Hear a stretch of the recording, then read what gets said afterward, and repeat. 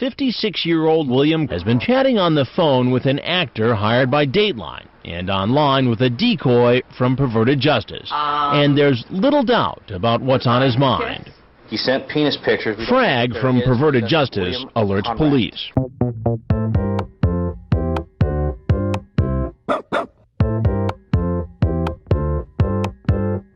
Young girl, get out of my mind. My love for you is way out of line.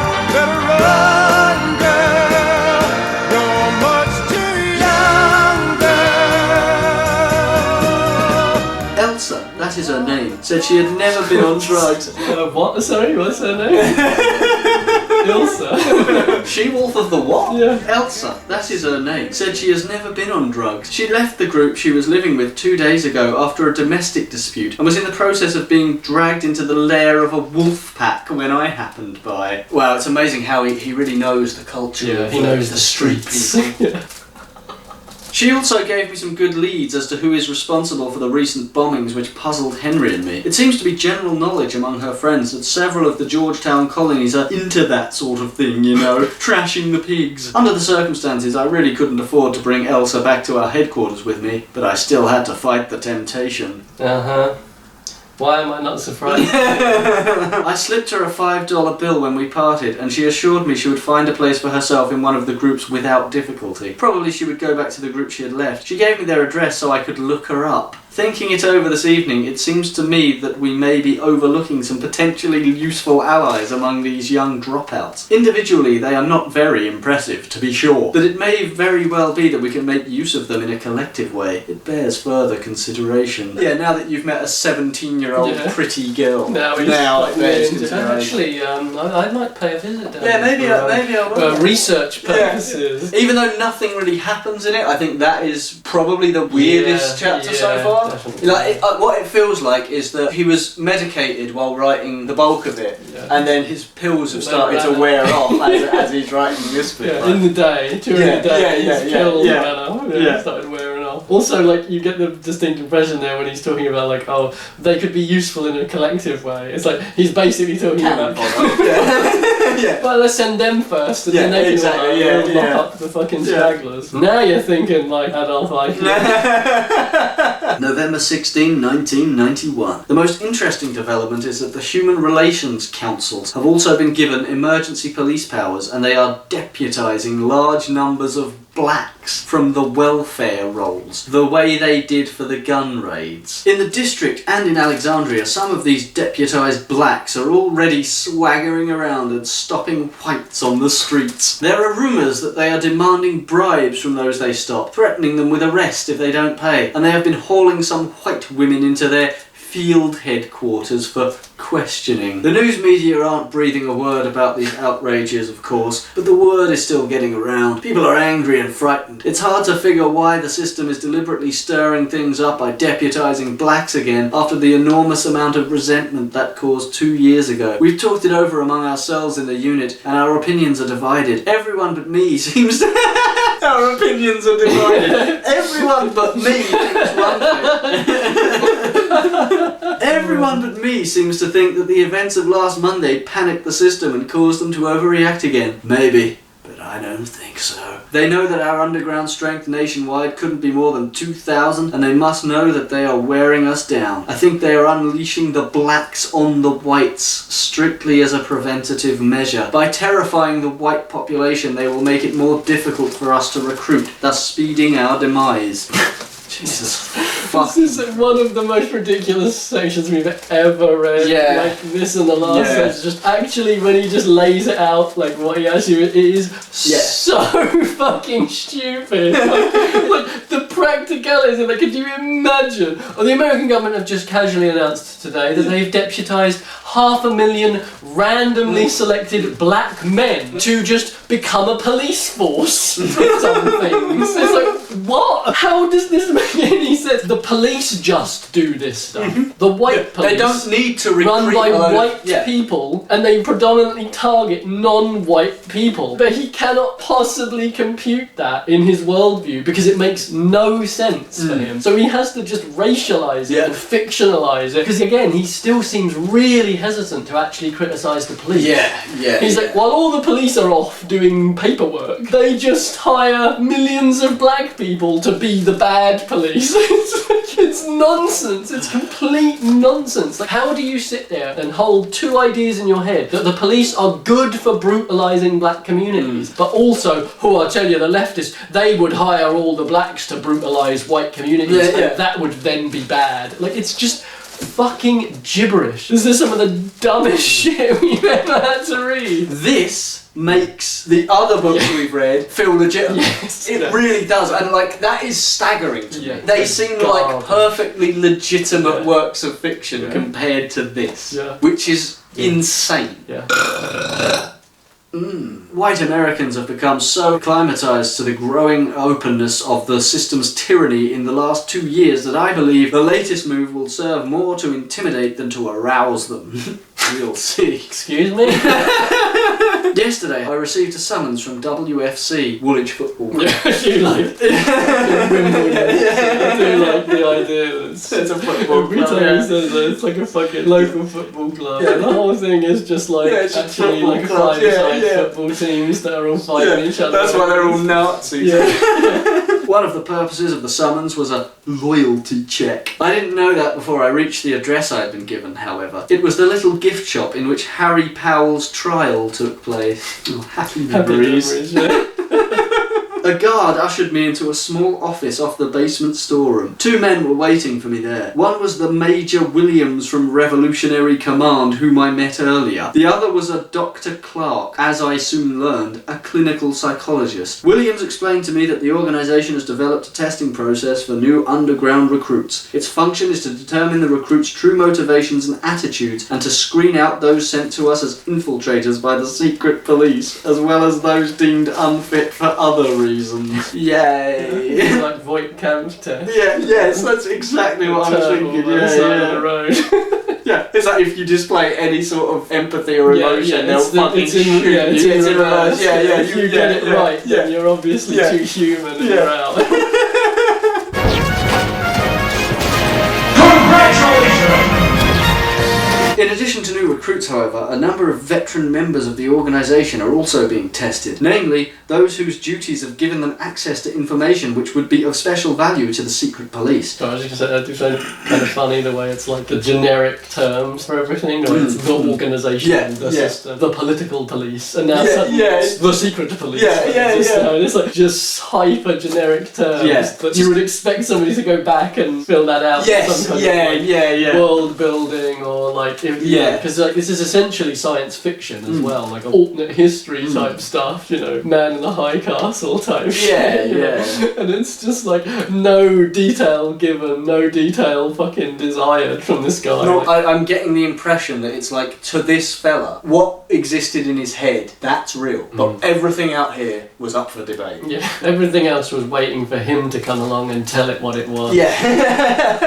There were injections of some drug, at least 2, and half a dozen electrodes were attached to various parts of my body. I don't think he's gone to a meeting at all. I think he's gone... accidentally walked into one of those many gay bars.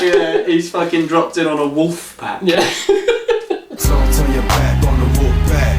You might wind up in a body bag. A bright pulsing light filled my eyes, and I lost all contact with my surroundings, except through the voices of my interrogators. Is this an alien abduction story? It sounds like, I lost all control of my trousers and anus. It was great. The next thing I remember is yawning and stretching as I woke up in a cot in the basement nearly 3 hours later. I felt refreshed, with no apparent after effects of whatever drug I was felt great. Just got like roofied by fucking Laurence Olivier and a fucking Marathon Man, and he's like, oh, das night's sleep. Der weiße Engel! Der weiße Engel ist hier! Oh my God! Stop him! Stop him! You're bicycling! I was led into another basement room, a tiny cubicle containing only a chair and a small metal table, actually a typewriter stand. On the table was a black... That's amazing. Yeah. A small metal table, actually a typewriter stand. On the table was a black... It's like he stops to correct himself. And then carries on using the wrong word. Yeah. What? Why is it any of that? That's hilarious. That's happening? like one of the most subtly hilarious things in this book so far. You have given no backstory or fucking character to any of the characters in this book, and yet you think it's important to distinguish that it's a fucking typewriter stand. Oh god, he's really firing on all cylinders. He really is, yeah. On the table was a black plastic binder, perhaps 2 inches thick, of the sort in which typewritten reports are bound. The guard told me that I was to read everything in the binder very carefully, and that Major Williams would then talk to me again. He pulled the door closed as he went out. I had barely sat down when a girl brought me a plate of sandwiches and a mug of hot coffee. I thanked the girl, and, as I was hungry, I began sipping the coffee and munching the sandwich while I casually read the first page of the material in the binder. When I finished the last page, some 4 hours later, I noticed that the sandwiches, including an uneaten portion of the one I had started, were still on the plate. It was as if I had just returned to Earth, to the room, after a 1,000-year voyage through space. Here comes the UFO aliens. Yeah, oh fuck it up. The Jews are actually What I had read, it amounted to a book of about 400 typed pages, had lifted me out of this world, out of my day-to-day existence as an underground fighter for the organisation, and it had taken me to the top of a high mountain from which I could see the whole world, with all its nations and tribes and races spread out before me, and I could see the ages spread out before me too, from the steaming primordial swamps of 100 million years ago to the unlimited possibilities which the centuries and the millennia ahead hold for us. Note to the reader. It is obvious that Turner is referring to the book. We know from other evidence that it was written approximately 10 years before the record of Martyrs, in which it is mentioned, i.e. probably sometime in 9 BNE or 1990, according to the old chronology. Several reproductions of the original typescript in binders fitting Turner's description have survived and are preserved in the archive, but archaeologists still have found no trace of the original. So, I was literally just talking about the man in the high castle, and he's just ripped that off wholesale. Yeah. Like, this is literally like Philip K. Dick writing himself into his own book. Yes. To write the book he's writing in the universe of the book. And he's just done that. Like, you know who the author of the book is, right? Yeah. 3 guesses. Is it William Luther Pierce the First? William Luther Pierce the Second? Or is it? For the first time, I understand the deepest meaning of what we are doing. No matter what we must do to win, and no matter how many of us must perish in doing it. Everything that has been and everything that is yet to be depends on us. We are truly the instruments of God in the fulfillment of his grand design. You're a fucking Nazi terror set. What is happening? The future of everyone depends on us. Well, not the Jews or the blacks, obviously. Yeah, or like 99% of exactly. anybody. How are you the future when you want to destroy most of the human race? Undo everything. Destroy cooperation itself. What the fuck is happening? He's having some like fucking mad drug trip religious experience because he read some fucking second-rate Mein Kampf off a fucking toilet wall. Which is just like anyone who's read this and was persuaded or inspired by it, isn't it? It's like he's writing a section in here to tell the Nazis reading it how they're supposed to feel. You're supposed to be blown away. I was still sitting there thinking about what I had read when Major Williams opened the door. He started to ask me to go with him when I noticed that I hadn't finished my sandwiches. No, you noticed that a minute ago.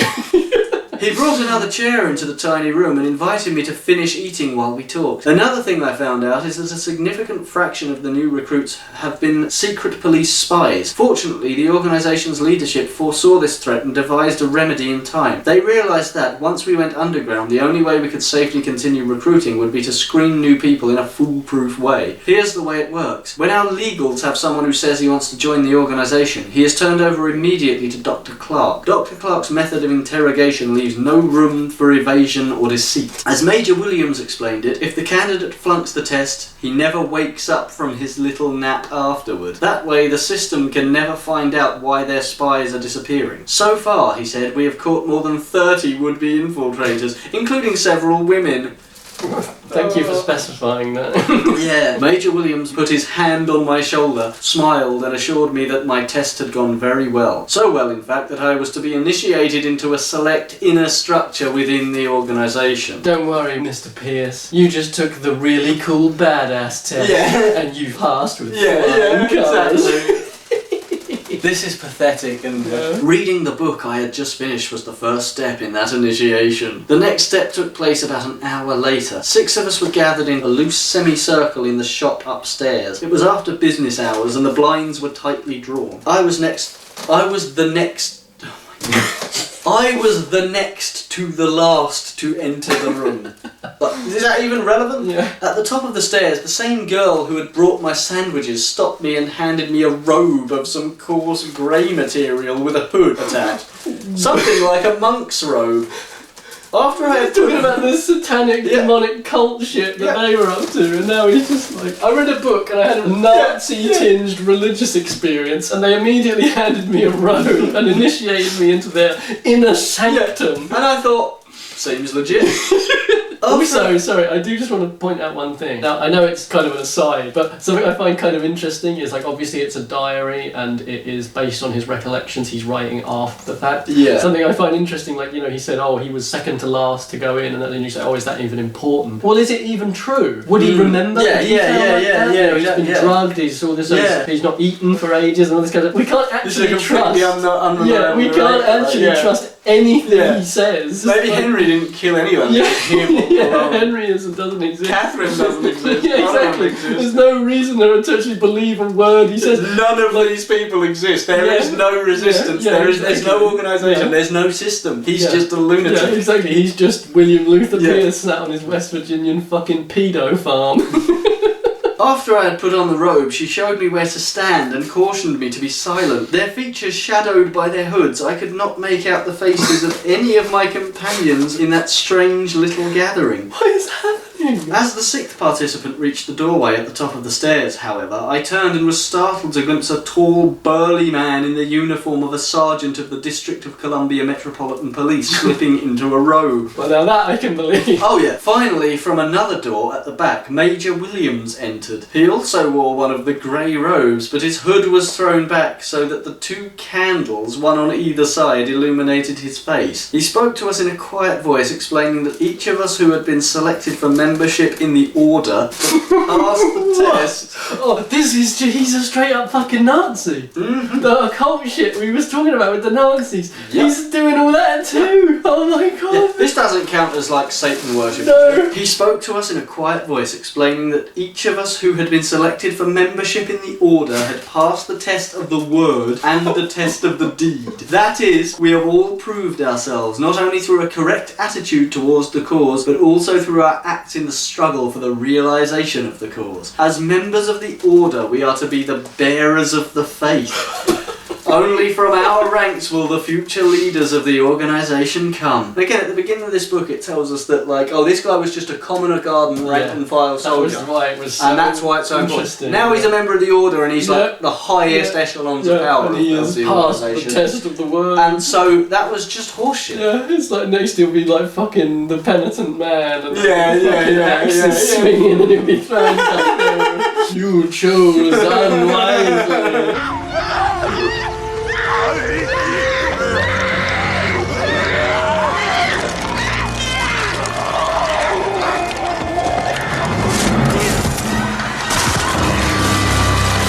Up to this point, I was like really still in 2 minds, but like this has put my doubts to bed. This is fucking insane. The order, he explained, will remain secret, even within the organisation, until the successful completion of the first phase of our task, the destruction of the system. And he showed us the sign by which we might recognise one another. He showed us the secret symbol by which we would identify. Or there's just a huge swastika.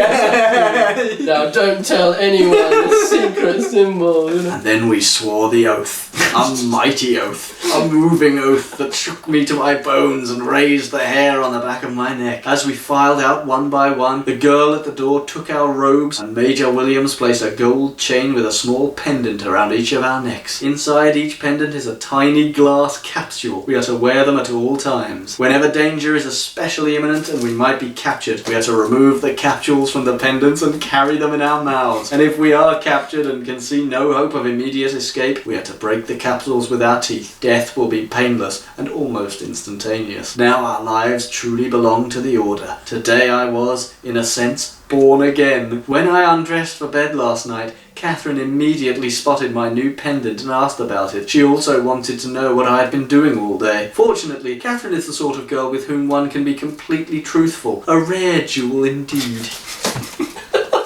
I explained to her the function of the pendant and told her that it is necessary because of a new task I am undertaking for the organisation, a task whose details I have obliged myself to tell no one, at least for the present. She was obviously curious, but she didn't press me further. Wow. Whoa. Holy fuck. I did not see that coming. That is one of the maddest things that's ever happened in anything we've read so far. Like, full on occult nonsense. Yeah. Just, but they're not even evil. No. It's not like there's an evil it's not satanic evil cult. villains. No, He just I mean, covered they are evil. These are a Nazi fucking terrorist cell, Yeah, but yeah. like they're portrayed as the heroes. Yeah. How insane is this? Yeah. Not only are the heroes and good guys of this story a Nazi terror cell, they're also now a cult, religious sect as well. Since when are they portrayed as the good guys? After he's just ranted about how the fucking evil Jews and the fucking colonies of fucking whatever they are all Street occultic people. and demonic and satanic. And then they all get around fucking candlelit room and fucking Put robes on. Put robes on and swear agree to a allegiance suicide to pact. fucking like the ghost of Adolf Hitler. What the fuck is going on? November 28, 1991. A disturbing thing happened tonight which could have had fatal consequences for all of us. Oh yeah. A carload of young junkies tried to break into the building here, evidently thinking it was deserted, and we had to dispose of all of them and their car. Oh, Jesus fucking Christ. We were talking about how there's not been much dialogue in this. Yeah. There's about to be some dialogue. Oh, fucking hell. And it's great, I suppose. really bad. We were all upstairs eating when the car pulled into our parking area and triggered our perimeter alarm. The car had cut off its lights and one occupant had gotten out and was trying our door. He then began pulling loose the boards which were nailed over the glass in the door. Another youth got out and came over to help him. We couldn't see their features in the darkness, but we could hear them talking. They were obviously Negroes, and they obviously intended to get into the place one way or another. I'm not going to affect an accent of any kind. No. Exactly like I predicted, it is written in an accent. So obviously I will read it in an approximation. This is like almost like the first piece of dialogue. Yeah, and it's some fucking silly fucking racist accents. Again, just like all of them. Bill tried to discourage them. In his best imitation ghetto accent, he shouted through the door, "Hey man, this place occupied. Move yo ass on outta here." Oh, Jesus Christ. The two blacks jumped back from the door, startled. They began whispering to one another, and two other figures from the car joined them. Then a dialogue began between Bill and one of the blacks. It went about like this. Got a whole conversation now. "We didn't know anybody was here, brother. We jez looking for a place to shoot up. Well, now you knows, so get." That was his best. Ghetto. He's gonna call them jive turkeys. Yeah. "Why are you so hostile, brother? Let us in. We got some stuff and some chicks. You buy Yosef?" What? "You buy Yosef?" Answer the question.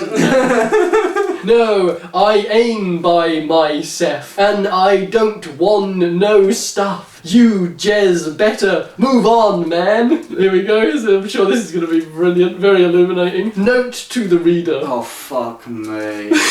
The dialect of the Negroes in America contained many special terms relating to drug usage, which was endemic among them up to the end. Stuff meant heroin, an opium derivative which was especially popular. And the idea that heroin has ceased to exist by this Because, well, there are no blacks. No, exactly. So drug usage has been eliminated because fascism reigns. As we know, you know, like Fascists hate famously drugs, the Third Reich drug-free plan. We're all straight edge. But Bill was unsuccessful in his attempt to discourage them. The second black began a rhythmic pounding on the garage door, chanting over and over, "Open up, brother, open up." Someone in the car turned on a radio, and Negro music began blaring at a deafening volume. He's now complaining about the music. Negro talking music. about the smell of the cooking. Yeah. Oh, this is so fucking insane. Since the last thing we could afford was to attract the attention of the police or of someone at the trucking firm next door with a continuation of this noisy scene, Bill and I quickly made a plan. We armed both of the girls with shotguns and posted them behind crates to one side of the shop area. I took a pistol, slipped out the rear door, and silently crept around the side of the building so that I could cover the intruders from the outside. Then Bill announced, "All white, all white. I open the door, man. You drive yo car rated." This is so bad. Like, This is the worst of that as well. It's so bad. Oh, my fuck God, me. It doesn't even, like, you can't even follow it.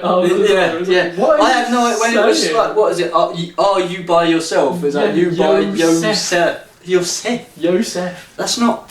That doesn't. No. That doesn't even. No one like speaks that way. Again, it's a surprise, surprise. Mr. William Luther Pierce III doesn't have the faintest fucking idea how black people sound. Wow, I'm really shocked to hear that. And this is the expert who's gonna blow your mind and initiate you into his fucking the cult. order. Yeah, he's gonna give you a bathrobe and tell you to kneel down. Bill stood to one side and kept his head lowered so that when the car's lights hit him, his white skin was not conspicuous. I'm not quite sure how low your head would have to be to hide the fact that you're a white man. No, man, it's true. If I bend down to here, right, just here, I look like a black man. Yeah. But as soon as I come up here, see, white the again. illusion was broken. It's an old trick, that. Yeah. The moment I go like this, I immediately become Southern Italian. Yeah. Like that. But if I go like that, I'm Western Spanish. Yeah. It's weird. It's just a trick I picked up being an artist. When everyone was inside, he began lowering the door again. The black's car had not pulled in far enough for the door to close completely, however, and the driver ignored his command to move ahead another foot. Then one of the blacks got a better look at Bill and immediately raised the alarm. "This ain't no brother," he cried. Bill flicked on the shop lights and the girls came out from their places of concealment as I slipped in under the partly closed door. "Everyone out of the car and flat on the floor," Bill ordered. Well, we were waiting for it, and here we go. Yeah. Yep, here is the first racial slur. Sorry, everyone. Yeah.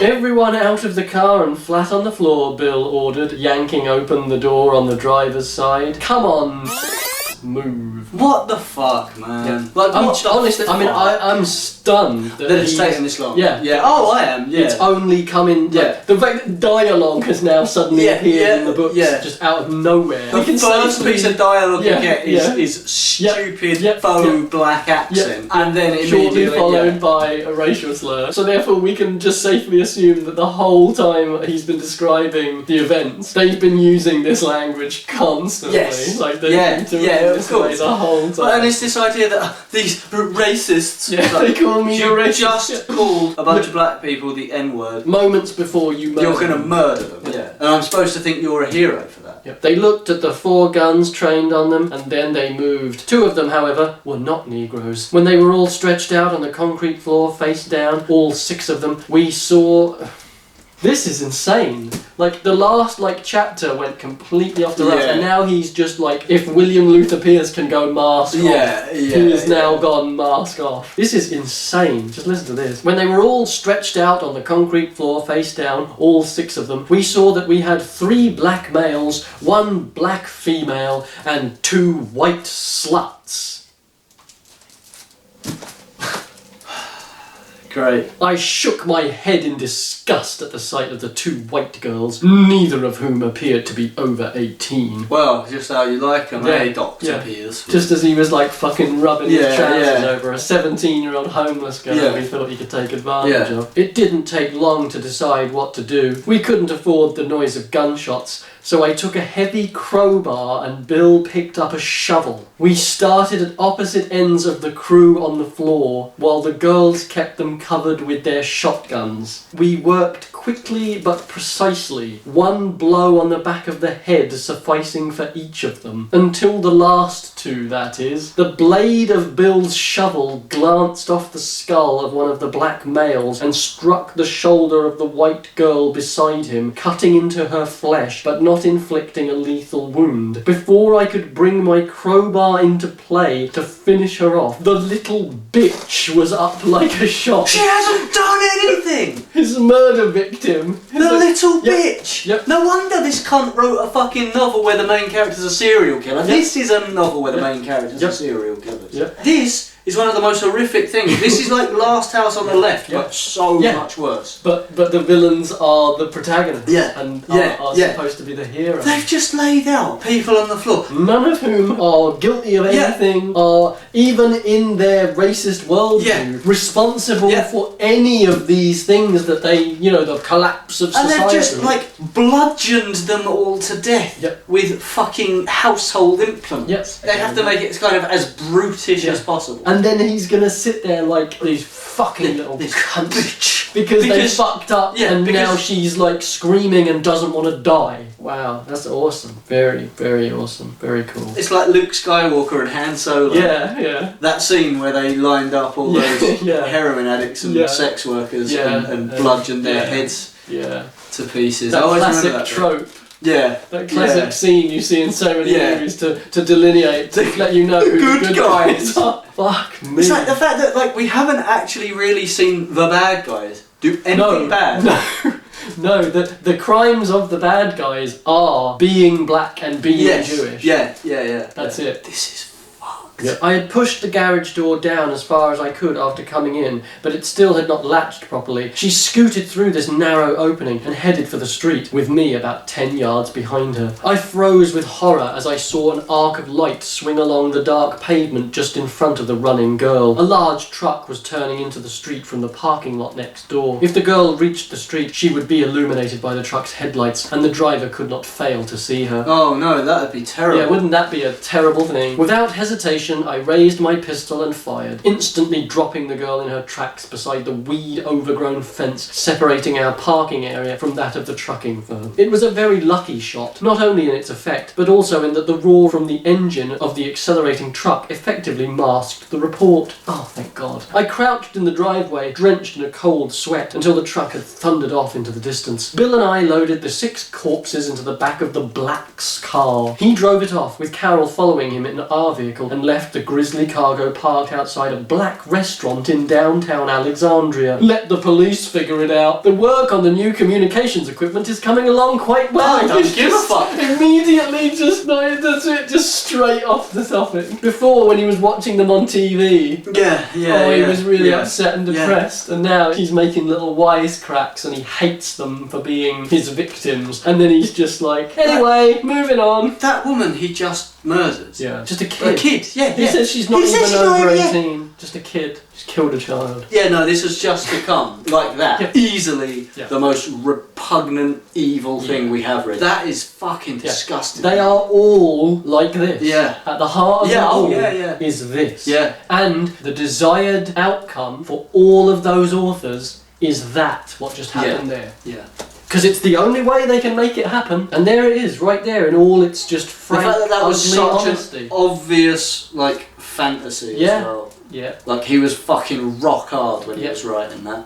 Yeah, kill a little white girl, the little race traitor bitch, little slut. That's disgusting. Yeah, that is fucking easily the most disgusting thing we've ever read. Probably on the channel or otherwise. Yeah, it might be the worst thing I've ever read. Yeah, that's fucking horrific. Yeah. Wow. I'm glad you clicked on this video. Yeah, that's genuinely just depressing, man. Yeah, that's horrible. Yeah. And then you just, straight after that, not even a gap in the text. The work on the new communications equipment is coming along quite well. The girls put so many units together before supper today, and the unfortunate events of the evening, that I couldn't keep up. Jesus, this is so badly written. Listen to this. November 30. In thinking over Saturday's events, what surprises me is that I feel no remorse or regret for killing those two white whores. It doesn't surprise me at all, mate. Like, the only thing that surprised me is that the author of this book pretended that you felt remorse the first time. 6 months ago, I couldn't imagine myself calmly butchering a teenaged white girl, no matter what she had done. They didn't do anything. They didn't do anything. Yeah, no matter what they'd done. What? Because they were miscegenators. Yes. Yes, exactly. Because they were miscegenators. Yeah. That's why they needed to die. Have to die. Brutally and die. they call us racist. Yeah. But I have become much more realistic about life recently. Oh yeah, I can see that. Since robing up and joining I've become a lot more realistic about life recently. And accepted that I just really love killing white girls. Listen to this. I understand that the two girls were with the blacks only because they had been infected with the disease of liberalism by the schools and the churches and the plastic pop culture the system churns out for young people these days. Presumably, if they had been raised in a healthy society, they would have had some racial pride. It's like the fact that his racism has been so, like, almost hidden until this point. Yeah, kind of like, cowardly. Almost. Yes, but just out of nowhere, now he's ranting about race traitors, and he's up for murdering teenage white girls who get involved with black people. Yeah, well, I think whereas before he was like trying to pretend that it was like, well, I'm racist because the Jews run society and have ruined it, and they use the blacks as deputies to kill and rape everyone, almost like they're the real racists and they are attacking white people. And then it comes to this and he's just completely dropped any pretense that there's any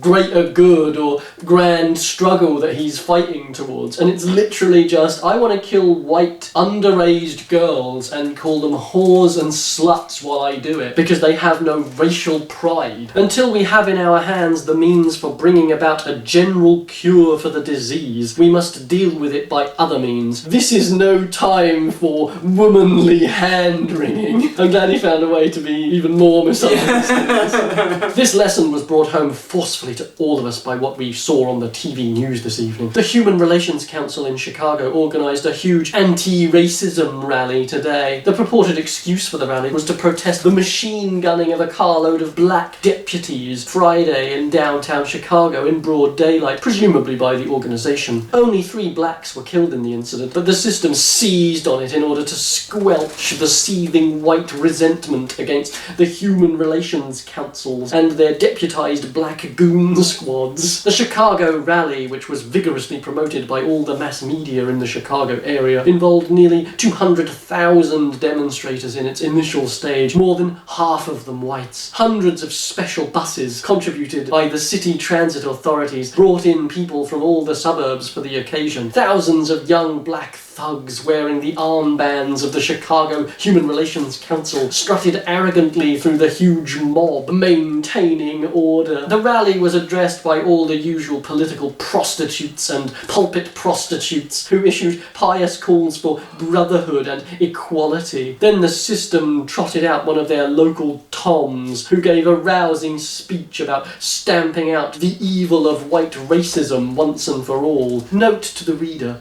a tom was a Negro frontman for the authorities or for Jewish interests. Experts at manipulating the masses of their own race, they were paid well for their services. Some toms were even employed briefly by the organisation during the final stages of the revolution, when it was desired to flush millions of Negroes out of certain urban areas into holding camps with a minimum loss of white lives. To just be like, oh yeah, then we used black people to lure them into concentration camps so we could kill them more efficiently. Yeah, this is getting really horrible now. Yeah, it's getting dark, getting really dark now. Yeah. Oh dear. Yeah. Oh wow, it's getting really bad here. Jesus Christ. Yeah. No, it's like he left like a certain page count before he started jumping right into I feel like maybe he just thought like, oh, maybe people will start reading it and they'll drop out It'll by filter them out almost, yeah. Fuck me. They had the mob screaming with real bloodlust for any white racist who might be unfortunate enough to fall into their hands. Oh, the poor white racist. Yeah. Oh no. Chanting, "Kill the racists," and other expressions of brotherly love. The mob began, like... Killing racists is an expression of brotherly love. Yeah, fuck you. You do not get to fucking moralise on people wanting to smash fuckheads like you to pieces after you've just, in a very sexualised way, murdered a child. Fuck you, you dead cunt. The mob began a march through downtown Chicago. Shoppers, workers and businessmen on the sidewalks were ordered by the black deputies to join the march. Anyone who refused was beaten without mercy. Like, this is the exact same imagery that they use for any black protest today. Yes. Oh yeah, it is. Like, this is it. Everyone's forced to join or be slain. They're somehow like a black military that they rule the streets suddenly, even though they're being absolutely violently repressed, despite being utterly peaceful by violent racist police officers who are openly racially abusing them and like blinding press photographers and things like this. Like the ease with which they will just completely invert reality and then confidently vomit it up onto the page and expect you to take it seriously. Then gangs of blacks began going into the stores and office buildings along the march route using bullhorns to order everyone out into the street. Usually it was only necessary to kick one or two stubborn whites into a senseless bloody pulp before the rest of the occupants of a department store or building lobby got the idea and enthusiastically joined the demonstration. Look, can anyone name me one example, just one, of a single time that has ever happened? No. Glad we can answer that question. As the crowd swelled, approaching 500,000 persons toward the end, the blacks with the armbands became more and more belligerent. Any white in the crowd who looked as if he wasn't chanting loudly enough was likely to be attacked.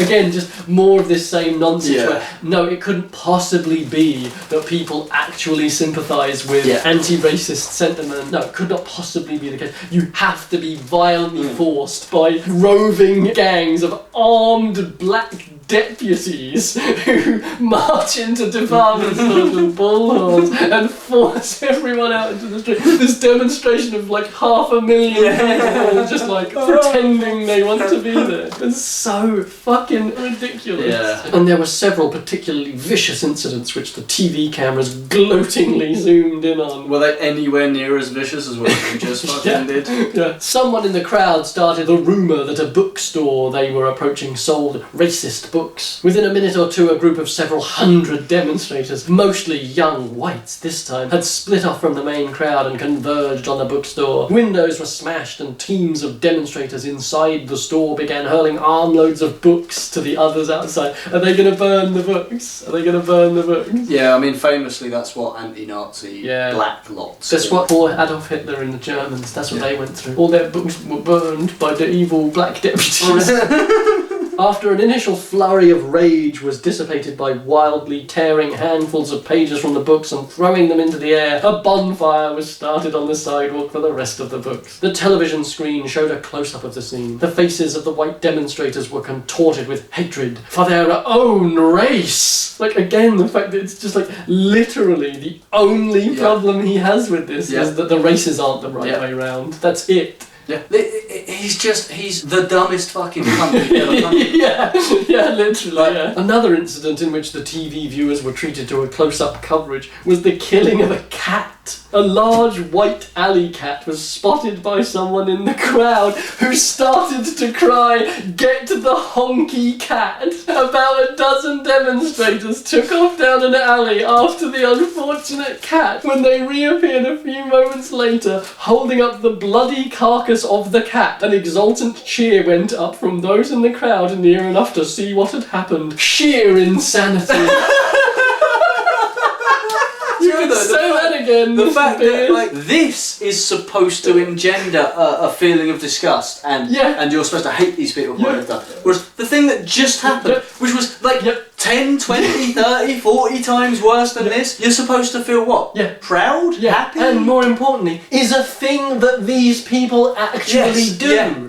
This is fucking gibberish. What the fuck is that? I've got to say, I do think the line "Get the honky cat" is one of the best lines I've ever heard. The best you've ever gotten out of this. Get the honky cat. It is impossible to put into words how depressed we all are by the spectacle in Chicago. That, of course, was the aim of the organisers of the rally. They are expert psychologists. They're expert psychologists. Get the honky cat.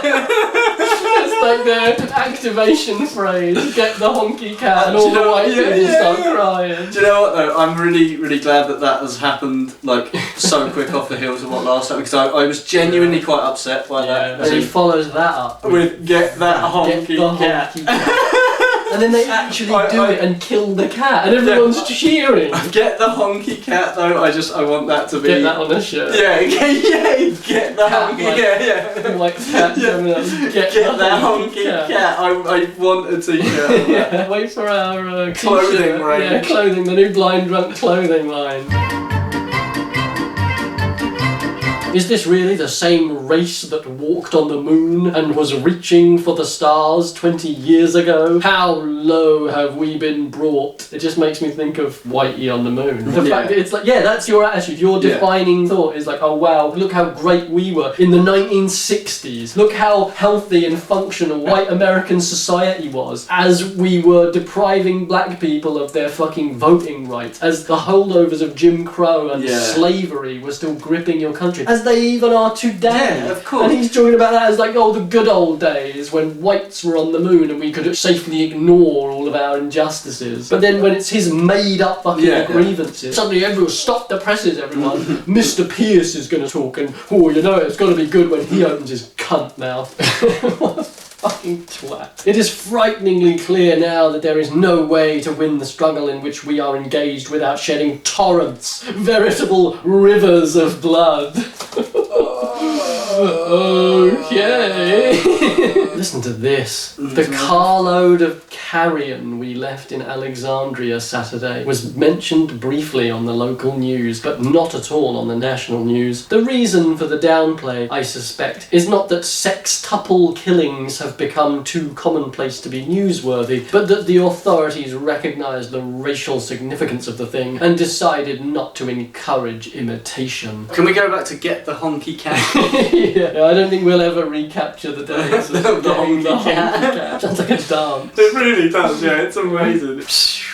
Seamless transition. So something that I'd completely forgotten to mention before, and something that I think has suddenly just become, in that last section that we read, really pertinent. So obviously Pierce and the Turner Diaries are most famous, especially nowadays, for the FBI bombing, obviously, because it literally happened right in the beginning of the book. But basically, before the Oklahoma City bombing, the notoriety that the Turner Diaries had was based on a different crime. If you remember, we just read a section where they go to that editor's home and blow him in half. Yes. Well, basically, there was a radio host called Alan Berg. He was Jewish, but he was an outspoken atheist, and he was kind of like a loony, liberal, lefty type on the radio, and he would attack these people all the time on his radio show, and attack various right-wing religious figures and this kind of stuff. And so basically, a group of neo-Nazis who followed Pierce and who read the Turner Diaries and really were inspired by its endless, tedious, insane dribblings, they decided to kill Alan Berg, and one night as he was getting into his car they opened fire on him and they killed him and he died. And basically there was a whole shitstorm that erupted around this group that had done it. There was obviously all different members of this group, Ku Klux Klan affiliated people, members of Aryan Nation, obviously all affiliated with the National Alliance, especially through the Turner Diaries that they had obviously been inspired by. This group had actually started up robbing shops like they do in the book book before they moved on to robbing armoured cars and then printing counterfeit money, which is how they ended up getting caught, basically, because they were all caught passing counterfeit bills. So then one of them flipped on the rest and became an FBI informant, and basically the whole thing came tumbling down, and the leader eventually was burned up in a police siege where he shot 1,000 rounds of ammunition and hit no one. And then eventually they shot a flare from a helicopter through his window and it ignited a bunch of hand grenades and ammo that he had in there, and it fucking blew him to pieces.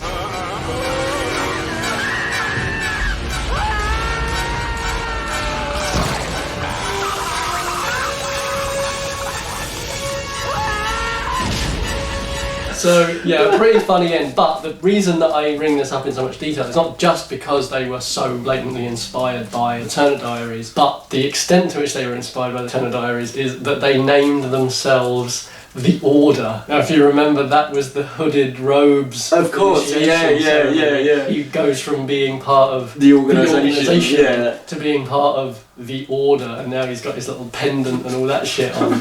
So yeah, I thought it was worth mentioning that was like sort of one of the original inspired neo-Nazi crimes, and it was actually even deeper than that they actually they fully modelled themselves on the organisation, and they like immediately started doing each other in, became FBI informants, got caught, got shot, got executed. Like the guys that killed Alan Berg, they all died miserably in prison. They all got sentenced to like a combined total of like 500 years in prison. It was just ridiculous, like it just kind of shows that Pierce, he intended it as a how-to manual, and it was even taken that way, and anyone who followed it ended up a miserable failure, dead in prison, or fucking burned alive in their own fucking cabin, blown up by their own fucking grenades, having done nothing of any worth. I thought, start on a fun note. There you go, the unfortunate and occasionally hilarious after effects of William Luther Pierce's The Turner Diaries. Yeah, well that's a happy little story, isn't it? So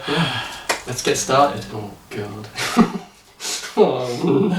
You somehow forget just how sordid this fucking crap is. December 4, 1991. I went over to Georgetown today to talk to Elsa, the little red-headed dropout I met there a couple of weeks ago. The reason for my visit was to try and make a better evaluation of the potential of some of Elsa's friends for playing a role in our fight against the system. Yeah, sure. Yeah, sure thing, buddy. Actually, some of them, or at least people in similar circumstances, already are involved in their own war against the system. Well, that's convenient. That's very convenient for the writer of the book not to have to think of literally anything.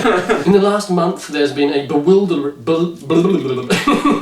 bewildering proliferation of incidents in which the organisation has not been involved. Credit for the various incidents has been claimed by so many different groups: anarchists, tax rebels, liberation fronts of one stripe or another, half a dozen far-out religious cults that no one can keep up with at all. End of sentence. Tax rebels. Tax rebels. It's incredible. Every nut with an axe to grind seems to have gotten into the act. So I presume he's somehow not including himself in that. Fuck's sake. Fucking serial killer. Most of these people are such careless amateurs that even our racially integrated FBI has been doing a fairly creditable job of rounding them up. But more seem to keep cropping up. Even our racially integrated. So it's just like Kurt, where it's like the police are bad now because they're racially diverse, or because there's fewer white people than non-white people. So now the moral character and the intellectual capacity of the organisation must suffer. So now the FBI is bad because it allows black people to join, and therefore it's less effective because there's not enough white people being super white-brained, being able to catch every criminal. It's incredible. Like, even having read part of this, book, you forget how they view the world, you know what I mean? How they genuinely believe that being white makes you inherently smarter. Yeah. And I think it's just self-evidently not true when you read the book, isn't it? Yeah, it's one of the funniest things about reading these books, you know, because essentially their entire worldview is obviously like that being, you know, white Anglo-Saxon Protestant, all these sort of, you know, key markers that they always lay out, the same old chestnuts. Those are the highest categories of human. And so I'm in that group and I'm brilliant. But like beyond that, it's not even just like, you know, oh, those people are the best type of people. And I'm the best one out of those people. There's always that super egocentric. And I'm a particularly smart, you know, super brain fucking Aryan Ubermensch. And then you read their fucking shit and it's like barely legible. Now they're ranting about fucking tax rebels and get that honky cat. It's like, could you find a better argument against their own ideology than their own fucking output? Like, Jesus Christ. Get that honky cat. Most Americans, of course, are still marching in mental lockstep with the high priests of the TV religion, but a growing minority have broken step and regard the system as an enemy. They literally wear robes. Like ceremonies, candlelit ceremonies, and wear golden pendants with suicide capsules to kill themselves with. I love the idea as well that they have suicide capsules because, of course, if they were caught, they'd just they all flip on each other. He got caught passing like a counterfeit $50 bill and immediately flipped and just, that's it, I'll tell you everything. They all got fucking rolled up and the rest of them got fucking killed. Yeah, no, they're men of honour, men of blood and honour. Yeah, sure thing. And I love this again, as always, the way they're just like, you know, there's no revolutionary air in the country. Now some of these people are even beginning to see the system for the enemy that it really is. It's like all these people he's accusing of being part of the system are the actual revolutionaries. They're the people actually trying to change the system. Historically, contemporaneously, throughout political history, black radicals, anarchists, Jewish political figures, gay rights people, transgender people, all of these groups that he considers to be like the dregs of society are like the actual engine for social change throughout history, and people like him are just revisionist historians who just deny any input from anyone other than the Mr. Pierces of the world. And it's pathetic where he just keeps pushing this idea that people just aren't ready for change. And it's like, you are literally a force for counter-revolution. And that's why you are tolerated. And Black Lives Matter, who aren't even vaguely in the same ballpark as these guys, are treated as like a terrorist organisation and get mainstream Republican presidential nominees saying that they're terrorists and should all be killed and shit like that. It's just fucking ridiculous. It's fucking crazy, isn't it? Besides the political vandals and the loonies, two other segments of the population chased a woman down and shot her to death. After having bludgeoned the skulls of all of her friends in. God, these loonies, eh? Yeah. What are they like? These amateur hour loonies over here. But they've never even strangled a woman to death in an alleyway. Until a few weeks ago, everyone assumed that the system had finally bought off the last of the nationalist-minded blacks back in the 70s. Apparently, they've just been lying low and minding their own business, and now they see a chance to get a few licks in and laying low for 2 entire decades. Generations. Like what the fuck is he talking about? Again, idiot. Yeah. Just a fucking idiot. Yeah. He knows enough that what he's saying doesn't make any sense. Yeah. So now he's trying to like find some convoluted way to make it make sense, and it ends up just making even less sense because it still has to route itself through his fucking cunt mind. The Mafia, 2 or 3 of the big labour unions they own, and a couple of other organised crime groups have been capitalising on the disorder by substantially stepping up their extortion activities. When they tell a businessman or a merchant that they'll bomb his fucking fantasy go to the nearest potion centre and threaten to fucking feed him to a dragon. Taking a strictly cold-blooded view, we must welcome even this upsurge in crime, since it helps to undermine the confidence of the public in the system. So when black people commit crimes, it's like this unforgivable racial act that underlies their genetic predisposition. But when it's like, society is collapsing and falling apart because we keep murdering newspaper editors and randomly stabbing women to death and shit, it's like, well, that's good actually. I like that kind of crime. Actually, when it helps me politically, it's good. And when it doesn't help me politically, it's like the worst thing imaginable and proof that you need to be eradicated as an entire demographic. It's the complete lack of self-awareness, really, isn't it? Yeah. Like you say, he's ranting on about, these blacks committing all their crime, and then just immediately starts talking about all the crime he's been committing. And all of the large-scale crimes he's now inspiring and creating the atmosphere under which they can flourish. And he's like, well, actually I quite like that. I enjoyed myself. Oh, okay, awesome, cool. But the day must also come when we will take every one of these elements which the system's bought judges have coddled for so long and put them up against the wall without further ado, along with the judges. God, he's got such a wayward word. Without further ado. Is he going to say woe betide? I knocked at the address Elsa gave me. It is the basement entrance of what was once an elegant townhouse, and when I asked for Elsa, I was invited in by an obviously pregnant young woman with a bawling infant in her arms. There's fucking Benefit Street, Channel 4 shit now. The hideous wretches smoking cigarettes. Oh, they can afford money for a tattoo, can they? They got phones and shoes. When my eyes adjusted to the dim light, I saw that the whole basement is being used as a communal living area. Blankets and sheets tied to the pipes which run along a low ceiling serve to crudely partition off half a dozen corners and niches as semi-private sleeping areas. I thought for a minute he was going to say they all had hammocks. It's like below decks on a ship. Yeah, exactly. As they're all swimming, water sloshing around somehow. It's just rocking.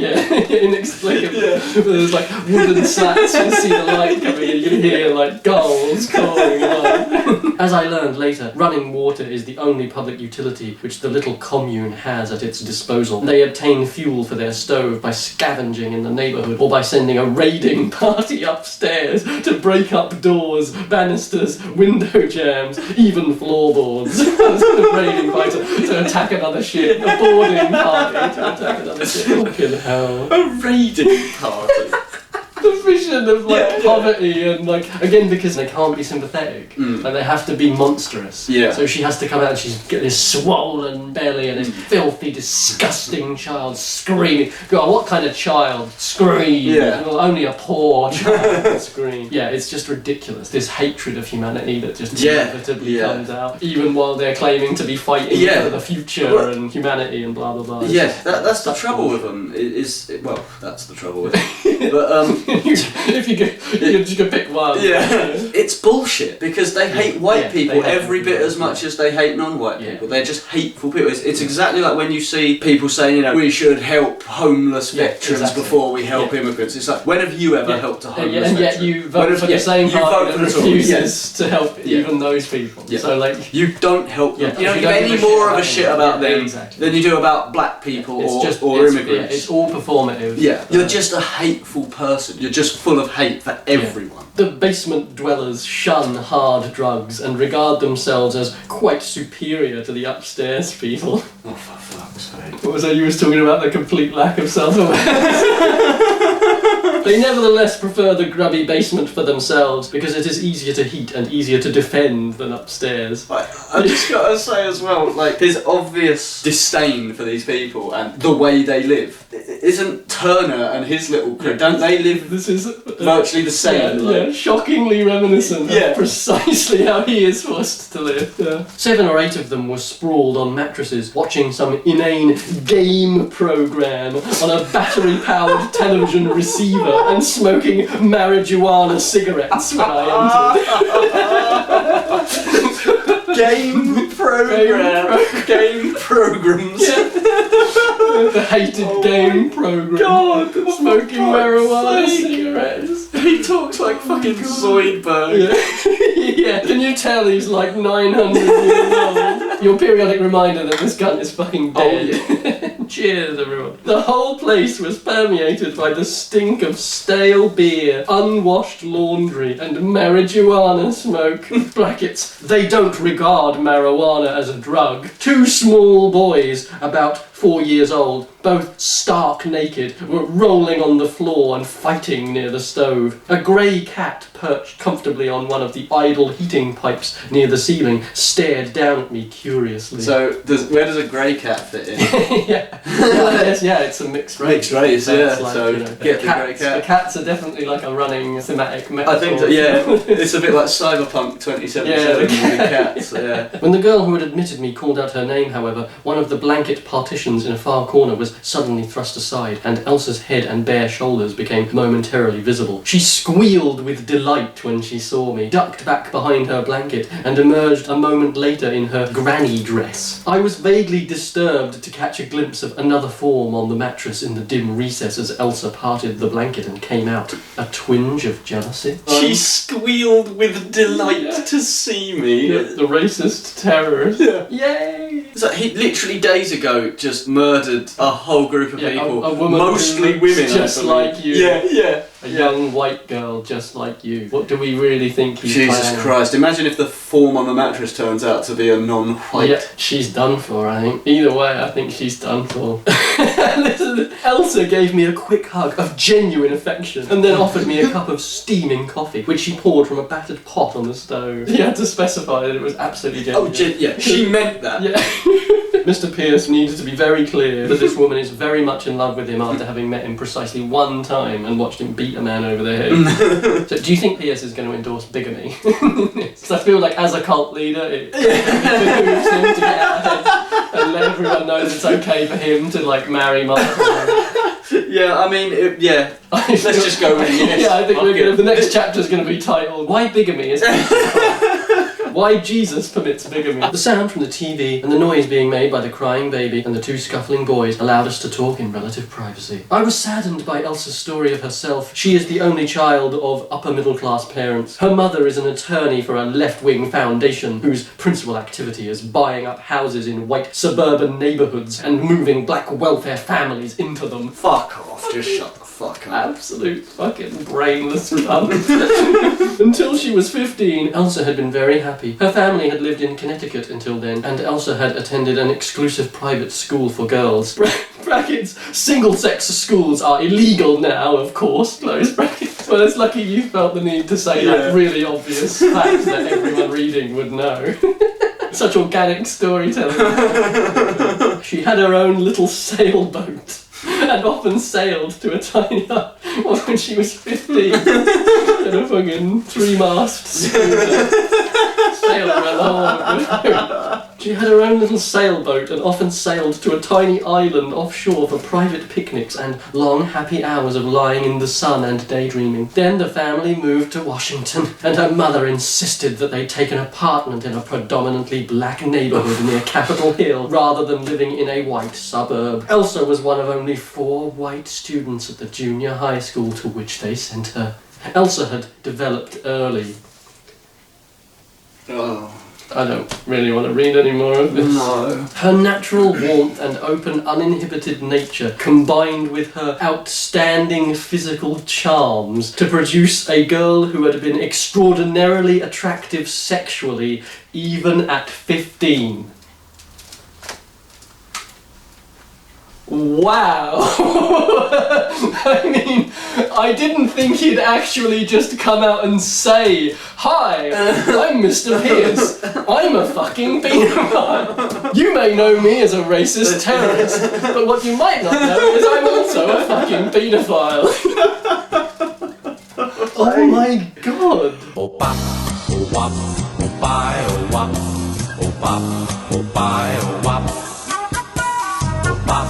O-wop, o-pai, o-wop, o-pop, o-pai, o-wop.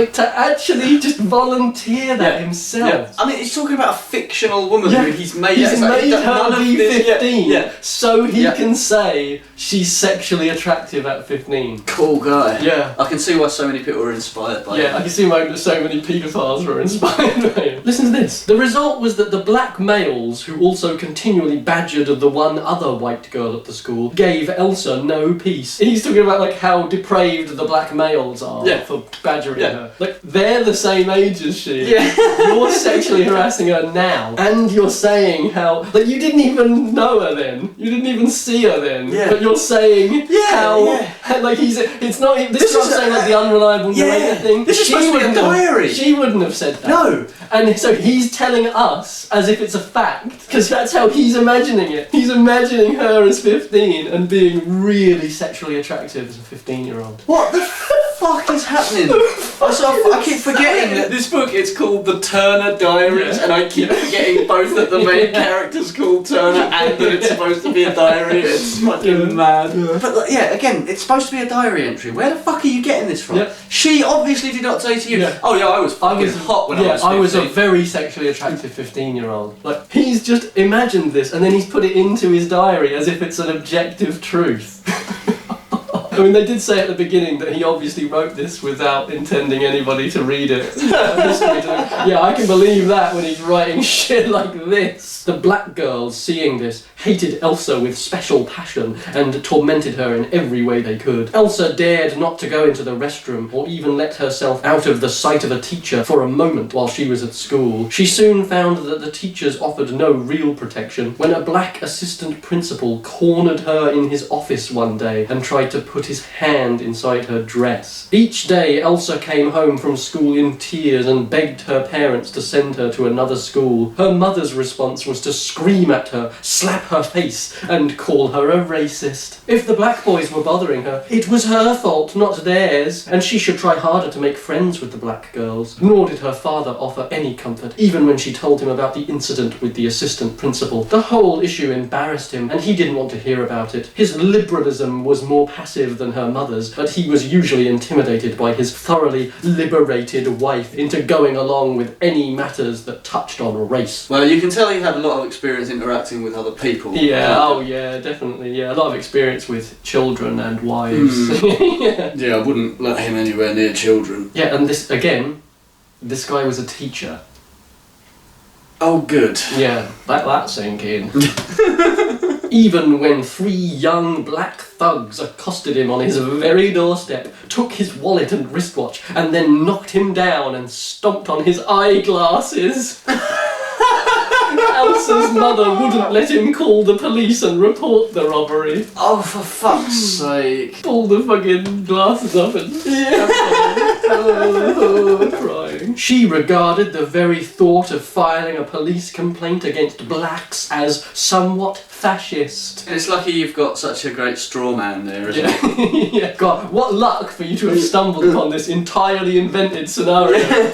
Elsa stood it for 3 months, and then she ran away from home. She was taken in by the little commune she is with now, and having a basically cheerful disposition, she learned to be tolerably happy in her new situation. So how old is Elsa now? She tolerated that for 3 months. Yeah. She was 15, so 3 months. Yeah, so she's still 15 or maybe at 16, most yeah. 16.